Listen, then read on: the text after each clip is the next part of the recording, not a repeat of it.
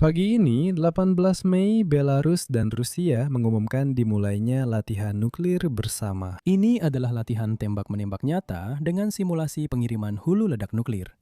Tepat hari ini, saat Vladimir Putin terbang ke Beijing, saat Donald Trump berencana membahas serangan ke Iran di ruang situasi Gedung Putih, dan setelah Ukraina menyerang Moskow dengan jumlah drone terbanyak sepanjang sejarah.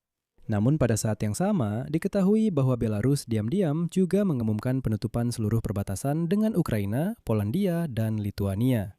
Dan juga melarang warga Belarus bahkan untuk masuk ke hutan di sepanjang perbatasan tersebut. Dan ini terjadi setelah Lukashenko mengigau tentang persiapan untuk perang besar. Nama saya Alexei Pichi, mari kita bahas topik ini bersama-sama. Tapi sebelumnya, saya minta Anda untuk subscribe ke channel YouTube ini, beri like, dan tulis pertanyaan apapun dari Anda. Dan sebelum kita mulai, mohon sebentar perhatian Anda, karena episode ini didukung oleh platform Preply. Ini adalah platform Ukraina untuk les privat bahasa asing secara online.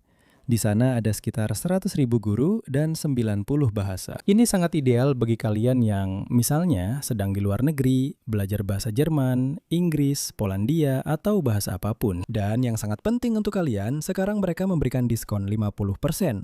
Itu untuk pelajaran pertama. Jadi di deskripsi video ini ada tautan. Dengan mengkliknya, kalian langsung mendapatkan diskon 50% dari channel YouTube Alexei Pichi. Sekarang kita lanjut ke pembahasan utama. Jadi, Kementerian Pertahanan Belarus mengumumkan, kutipannya, di Belarus telah dimulai latihan unit militer untuk penggunaan tempur senjata nuklir dan dukungan nuklir. Latihan ini dilakukan dengan melibatkan pihak Rusia. Manuver ini dipimpin oleh Kepala Staf Umum Angkatan Bersenjata Belarus. Pasukan rudal dan Angkatan Udara dilibatkan dalam latihan ini. Tujuan utamanya adalah meningkatkan kesiapan untuk menggunakan amunisi khusus, yaitu senjata nuklir. Dan inilah detail yang penting untuk dibahas secara terpisah dalam cerita ini. Dilaporkan bahwa kemampuan personel untuk melaksanakan tugas dan mengatur penggunaan tempur dari wilayah yang tidak direncanakan sedang diuji. Latihan ini melatih pengiriman hulu ledak nuklir dan persiapannya untuk digunakan. Ada perhatian khusus, fokusnya pada kerahasiaan, pergerakan jarak jauh, dan pelaksanaan perhitungan. Jadi, seperti yang Anda pahami, ini bukan pertunjukan parade dan bukan pamer. Ini adalah latihan penggunaan tersembunyi senjata nuklir dari posisi yang tidak lazim dan peluncuran dari sana. Ini adalah latihan militer langsung untuk serangan nuklir dari tempat-tempat yang tidak terduga. Atau setidaknya, Kremlin ingin kita semua berpikir seperti itu. Tidak disebutkan apakah latihan ini akan melibatkan hulu ledak nuklir sungguhan atau hanya simulasi saja. Ini juga merupakan detail yang sangat penting, karena jika yang digunakan adalah amunisi sungguhan, maka ini bukan lagi latihan dalam arti biasa, ini adalah pengerahan tempur. Tapi kenapa justru sekarang? Penempatan sistem Oreshnik yang mampu melakukan serangan nuklir di Belarus pada akhir tahun lalu terjadi setelah pernyataan Lukashenko bahwa negaranya menghadapi ancaman dari anggota NATO yang bertetangga. Ketegangan semakin meningkat. Lukashenko mengumumkan mobilisasi khusus pasukan dalam negeri baru minggu lalu dan menyatakan bahwa negara sedang bersiap untuk kemungkinan konflik. Ukraina telah memperkuat pasukan di sepanjang perbatasan utara mereka dengan Belarus karena adanya pernyataan bahwa Rusia sedang mempersiapkan serangan baru dari sana. Pada akhirnya, latihan nuklir ini pada hari Senin bertepatan dengan runtuhnya pengawasan internasional yang lebih luas terhadap senjata nuklir. Runtuhnya perjanjian START 3 pada bulan Februari secara resmi mencabut pembatasan terakhir yang tersisa pada persenjataan nuklir Amerika dan Rusia. Dan Rusia berusaha menunjukkan bahwa mereka menganggap hal itu sebagai sinyal untuk bertindak sewenang-wenang. Tapi karena dengan rudal Sarmat yang dibanggakan itu lagi-lagi gagal, dan maaf saja, rudal ini sudah 15 tahun belum juga bisa ditempatkan dalam status siaga tempur. Dan sekarang Putin kembali berjanji, katanya ya akhir tahun ini pasti akan ditempatkan. Jadi di tengah semua ini, Putin memutuskan untuk menggunakan Belarus hanya sebagai alat menakut-nakuti nuklir. Oh, dan satu hal lagi, ini harus benar-benar dipahami dengan jelas. Setelah runtuhnya perjanjian New START, yaitu perjanjian nuklir itu, tidak ada lagi batasan hukum atas jumlah hulu ledak nuklir yang dimiliki Amerika Serikat dan Rusia. Tidak ada batas atas, tidak ada inspeksi, tidak ada mekanisme verifikasi. Dan dalam situasi seperti ini, Belarus dan Rusia mengadakan latihan nuklir unjuk kekuatan seperti ini. Ini bukan pelanggaran terhadap perjanjian apapun, karena pada dasarnya tidak ada lagi yang bisa dilanggar.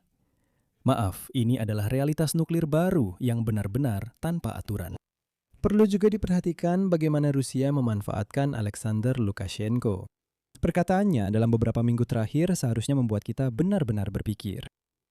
Kemarin, dalam rapat tentang isu pertahanan, Lukashenko menyatakan bahwa tanpa operasi darat, perang tidak mungkin dimenangkan. Dia menyerukan untuk menyiapkan senjata yang disesuaikan dengan medan Belarus. Dia menekankan pentingnya drone dan peperangan elektronik. Secara paralel, dia mengadakan rapat tentang program persenjataan negara untuk tahun 2026 sampai 2030. Di sana dibahas pembelian dan pengeluaran secara spesifik. Lukashenko juga menandatangani dekret tentang pemanggilan perwira cadangan ke dalam tentara dan dinas perbatasan. Lebih dari 6.000 cadangan sudah menjalani pemeriksaan kesiapan melalui latihan Kementerian Pertahanan. Pejabat-pejabat Belarusia. Mereka menjelaskan bahwa latihan tersebut memeriksa kesiapan tempur, logistik, dan prosedur mobilisasi.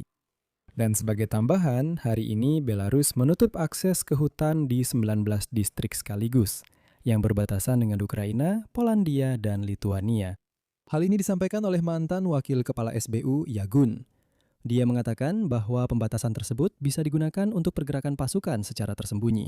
Di antara skenario yang mungkin terjadi adalah ancaman terhadap Volyn Ukraina, wilayah Rivne, dan dekat pembangkit listrik tenaga nuklir. Dan tekanan di koridor Suwalki, atau sekadar mengalihkan pasukan Ukraina tanpa melakukan serangan. Di sini saya ingatkan bahwa Belarus menerima senjata nuklir Rusia pada tahun 2023. Ini adalah negara pertama di luar rawa-rawa moksha, yaitu Rusia, yang melakukan hal tersebut. Lukashenko menyatakan pada akhir tahun 2024 bahwa negaranya telah menerima puluhan hulu ledak nuklir. Lukashenko sendiri memperingatkan, kutipannya, "Setiap pelanggaran perbatasan negara Belarus akan memicu respons langsung terlepas dari jenis senjata yang digunakan." Ukraina menanggapi semua ini. Dan kini, Komando Ukraina telah memperkuat pasukan di sepanjang perbatasan utara dengan Belarus. Ini adalah respons langsung terhadap data intelijen tentang kemungkinan serangan baru Rusia dari sana. Apakah Belarus benar-benar sedang bersiap untuk perang? Nah, menurut saya, fakta-faktanya di sini mengarah ke satu kesimpulan. Senjata nuklir Rusia sudah berada di wilayah Belarus. Oresnik sudah dikerahkan. Latihan penggunaan nuklir sedang berlangsung. Mobilisasi reservis, yaitu 6.000 orang, sudah dilakukan. Program persenjataan hingga tahun 2030 sudah disiapkan. Lukashenko berbicara tentang beberapa operasi darat dan mengatakan kemenangan tidak mungkin tanpa operasi tersebut.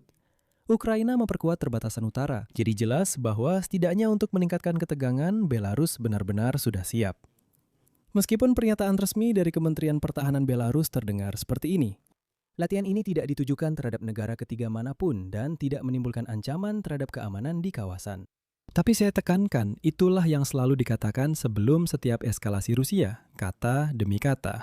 Oleh karena itu, kita harus memperhatikan. Dan terakhir, yang penting untuk dipahami tentang Belarus, mengapa Putin membutuhkan ini sekarang? Pusat Studi Strategis dan Internasional dalam analisisnya tentang dampak, saya tekankan, perang Iran terhadap keamanan global menulis, kutipan, "Konflik antara Amerika Serikat dan Iran memberikan Moskow sejumlah keuntungan strategis jangka pendek, yang mempersulit perhitungan keamanan Amerika di beberapa wilayah sekaligus. Pertama-tama, hal ini menciptakan ruang strategis bagi Rusia untuk memulihkan inisiatifnya di Ukraina. Seiring perhatian militer Amerika, sumber daya intelijen dan amunisi sebagian dialihkan ke Timur Tengah. Fokus Barat dan urgensi politik terhadap Ukraina melemah, sehingga memungkinkan Rusia untuk meningkatkan operasinya.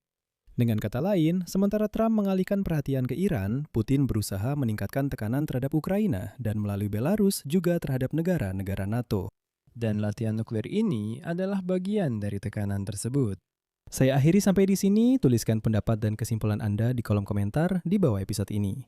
Jangan lupa subscribe channel ini, tekan lonceng, dan beri like. Jika Anda ingin mendukung kerja channel YouTube ini, Anda bisa melakukannya dengan donasi melalui tautan dan informasi yang ada di deskripsi video ini. Itu saja, jaga diri Anda, sampai jumpa semuanya.